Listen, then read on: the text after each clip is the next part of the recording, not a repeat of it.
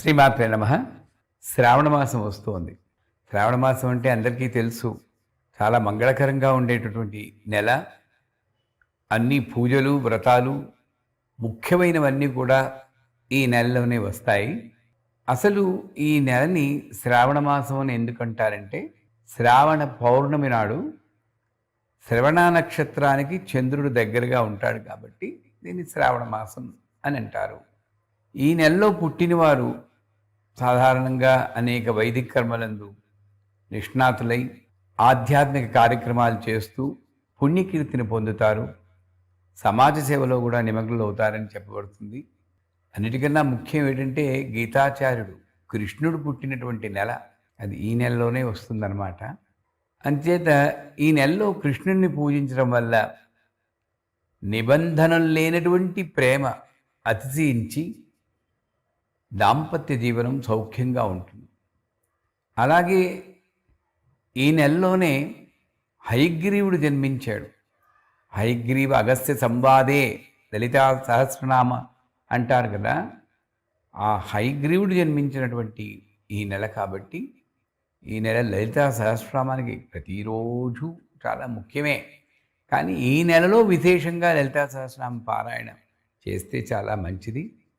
అంతేకాదు, గరుత్మంతుడు తన తల్లిని దాస్యాన్ని నుండి విముక్తి చేయించడానికి అమృత భాండాన్ని సేకరించినటువంటి రోజు కూడా ఈ నెలలోనే వచ్చింది. ఇకపోతే ఈ నెలలో ముఖ్యమైనటువంటి పండుగలు ఏమిటి చూద్దాం. ప్రతి మంగళవారం శ్రావణ మంగళగౌరి వ్రతమని పెళ్ళైన వాళ్ళు చేస్తారు. ఇది సౌభాగ్యానికి, స్త్రీలకు సౌభాగ్యాన్ని ఇచ్చేటువంటి అపూర్వమైనటువంటి వ్రతం. ఆ వ్రతం ఎలా చేయాలి అన్నది ఆ మంగళవారాలు వచ్చినప్పుడు చెప్తాను. అంతేకాకుండా శుక్రవారం నాడు లక్ష్మీదేవిని పూజ చేస్తూ శ్రావణ పౌర్ణమికి ముందుగా వచ్చేది శుక్రవారం నాడు వరలక్ష్మీ వ్రతం చేస్తారు. ఇది మన దక్షిణ భారతదేశంలో చాలా ప్రసిద్ధి పొందింది. ఆ వరలక్ష్మీ వ్రతాన్ని చేసి కథ చదువుకుని తోరం కట్టుకుని ఎవరైతే చేస్తారో ఆ స్త్రీలకి అఖండ సౌభాగ్యం లభిస్తుందని చెప్పబడింది. అంతేకాదు, ఆ శ్రావణ పౌర్ణమి నాడు యజ్ఞోపీతం ఉన్నవారు యజ్ఞోపీతాన్ని మార్చుకుని ఒక విశేషమైనటువంటి ఉపాకర్మను కూడా చేస్తారు. అందుకే దాన్ని జంధ్యాల పౌర్ణమని కూడా అంటారు.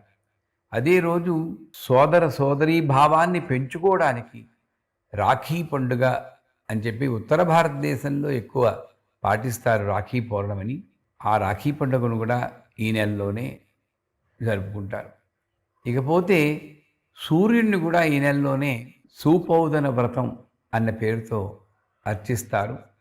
ఆ సూర్యుడికి పప్పన్నం పెట్టి నైవేద్యం పెట్టి విశేష అర్చన చేసినందువల్ల ఎటువంటి చర్మరోగాలు, ఎటువంటి నేత్ర సంబంధమైన రోగాలు తగ్గి ఆరోగ్యాలతో ఉంటారని శాస్త్రం చెప్తోంది. అలాగే సోమవారం నాడు శివుణ్ణి అర్చన చేస్తారు. వెరసి ఈ యొక్క శ్రావణ మాసంలోనే శివుడు, విష్ణువు, లక్ష్మి ఇలా ముగ్గురిని కూడా అర్చన చేసేటువంటి గొప్ప మాసం ఈ మాసం అన్నమాట. ఈ నెలలో మనం జపం చేసినా, ఒక పూజ చేసినా, ఒక దానం చేసినా వాటన్నిటికి కూడా అనేక వేల రెట్లు ఫలితం లభిస్తుంది అని చెప్పబడింది. కాబట్టి ఈ మాసం ఎప్పుడెప్పుడు వస్తుందా అని ఆ ఉపాసకులందరూ ఎదురు చూస్తూ ఉంటారు. నాగపంచమి కూడా ఈ నెలలోనే వస్తుంది. ఆ నాగపంచమి ఎవరైతే ఆ సర్పానికి పూజ చేస్తారో బాహ్యంగా సర్పమే, కానీ మన శరీరంలో కుండలినీ శక్తి, ఆ కుండలినీ శక్తి జాగరణ అవడానికి వీలుగా ఆ నాగపంచమిని కూడా మనం కొనియాడతాము. ఇలాగ అనేక పండగలతో కలిసి వచ్చే ఈ శ్రావణ మాసాన్ని శ్రీ విద్యా లెర్నింగ్ సెంటర్ ఈ జ్ఞానపీఠంలో కూడా ఈ నెలలో ప్రతి విశేషమైన పూజ చేయాలని నిర్ణయించుకున్నాం. ముఖ్యంగా వరలక్ష్మి వ్రతాన్ని, కృష్ణాష్టమిని విశేషంగా కొనియాడాలని నిర్ణయించుకున్నాం. ఎవరైనా వచ్చి చేసుకోవాలి అంటే మాతో తప్పకుండా పీఠానికి వస్తే నేను చేయిస్తాను. అంతేకాకుండా ఒక రహస్యమైనటువంటి పూజ అష్టాష్టమి వ్రతం అని 8 మంది యోగినీ దేవతలు, 8 మంది భైరవులు, ఆ ఇద్దరిని దంపతులుగా అర్చిస్తూ అష్టదళ పద్మంతో వారితో కూడినటువంటి ఒక మహాలక్ష్మిని అర్చన చేస్తాం. ఇది పరశురామ కల్పసూత్రంలో రహస్యంగా చెప్పబడినటువంటి వ్రతం. ఆ వ్రతం ఎవరికైతే చేస్తుంటారో వాళ్ళకి ఇహపర సాధనలో అశేషమైనటువంటి ఫలితాలు లభిస్తాయి, సౌభాగ్యానికి లోటు ఉండదు అని చెప్పబడింది కాబట్టి అది కూడా చేస్తాము.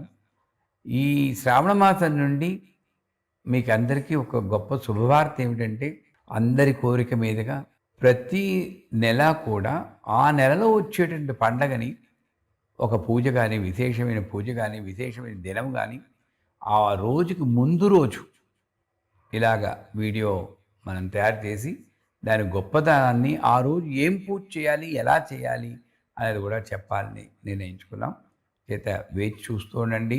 అందరం కలిసి శ్రావణ మాసం అంతా కూడా ఈ భగవద్ ఆరాధనలో నిమగ్నమై సస్యశ్యామలంగా ఉంటుంది. వర్ష ఋతువు వస్తుంది. ఆ వర్షాలన్నీ కూడా సకాలంలో సరైన పాళ్ళల్లో పడాలి అని ఆ భగవంతుని వేడుకుంటూ, రైతులందరూ సుఖంగా ఉండాలి, ధనధాన్యాలతో అభివృద్ధి చెందాలని అందరం కోరుకున్నామంటే ఈ వర్షాభావం లేకుండా ఎంత వర్షం కావాలో, ఎక్కడ కురవాలో అక్కడే కురిపించేటువంటి వరుణదేవుడు కూడా ఈ శ్రావణ మాసంలోనే మనని అనుగ్రహిస్తారు.